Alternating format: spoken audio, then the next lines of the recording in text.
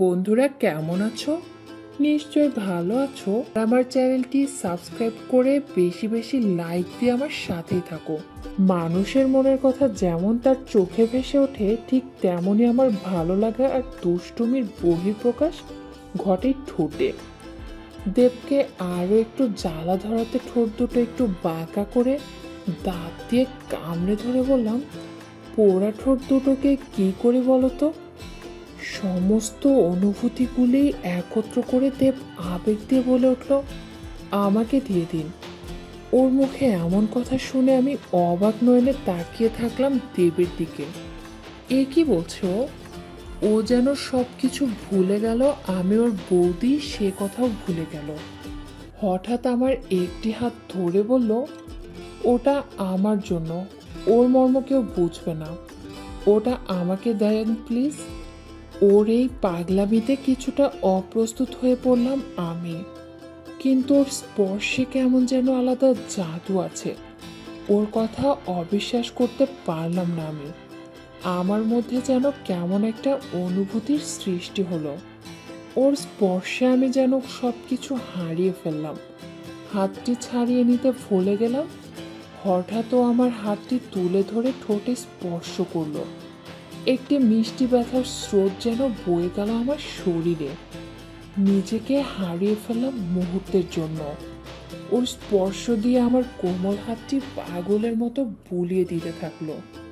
পরক্ষণেই আমি নিজেকে সামলে নিয়ে এক দৌড়ে বাথরুমে গিয়ে ভিতর থেকে দরজা বন্ধ করে দিলাম।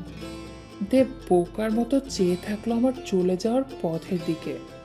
হঠাৎ মনে হলো, এ কি করলাম? বৌদি হয়তো ভীষণ কষ্ট পেয়েছে। হায়, এ আমি কি করলাম? হঠাৎ করে কি থেকে কি হয়ে গেল ভাবতেই পারলো না। এখন সে কি করবে? এভাবে বাসা থেকে চলে গেলে বিষয়টি কেমন হয় ভাবতে লাগলো দেব। অনেকক্ষণ পর আমি বাথরুম থেকে বেরিয়ে ঘরে ঢুকলাম।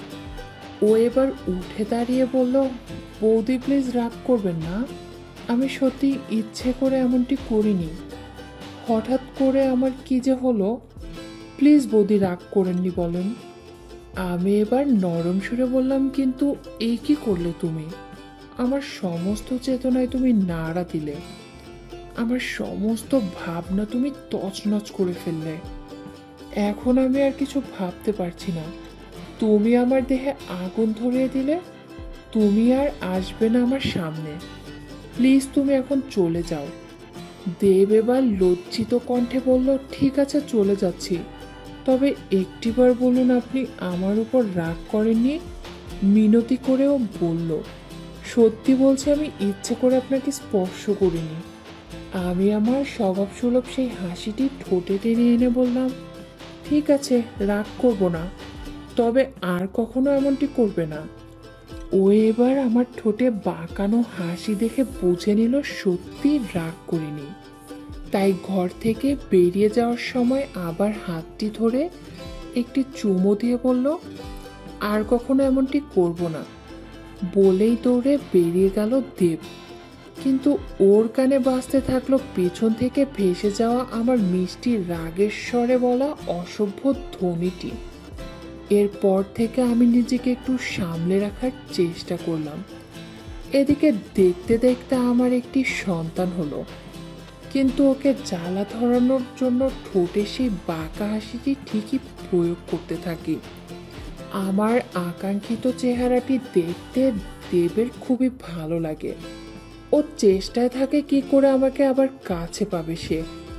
আমার মধুর স্পর্শ ওর মনে এখনো স্বপ্নে সিঁড়ি বেয়ে স্বর্গলোকের আনন্দ আশ্রমে বিচরণ করতে থাকে। ও যেমনটি আমার মনের কথা মুখ দেখে বলতে পারে, ঠিক তেমনই আমিও বুঝতে পারি ওর প্রতিটি কথা, চলার ভঙ্গি আর মনের আকাঙ্ক্ষা। তাই নীরবে দুজন দুজনার অনেক কাছের মানুষ হয়ে গেলাম। একদিন বিকেলেও আমার দরজায় নক করলো। কাজের মেয়েটি দরজা খুলে দিতেই ও ভেতরে ঢুকে পড়লো একেবারে বেডরুমে। কারণও জানে এ সময় আমার স্বামী বাসায় থাকে না। ঘরে ঢুকতেই আমি বললাম, কে এলো রে তুলি? ঘরের দরজায় দাঁড়িয়ে এক দৃষ্টিতে চেয়ে ও বলল, আমি। এদিকে আমি আমার সন্তানকে দুধ খাওয়াচ্ছি, ওর গলা শুনে আর দরজায় দাঁড়িয়ে থাকা ওকে দেখে ভুলে গেলাম সে কথা। ওর এক দৃষ্টিতে তাকিয়ে থাকা দেখে হঠাৎ আমার সম্বিত ফিরে এলো। তাড়াতাড়ি করে অগোছালো কাপড় ঠিক করে উঠে বসে বললাম, তুমি তো দেখি ইদানিং ভদ্রতাও ভুলে গেছো। কোনো মহিলার রুমে ঢুকতে হলে আগে নক করতে হয় তা জানো না?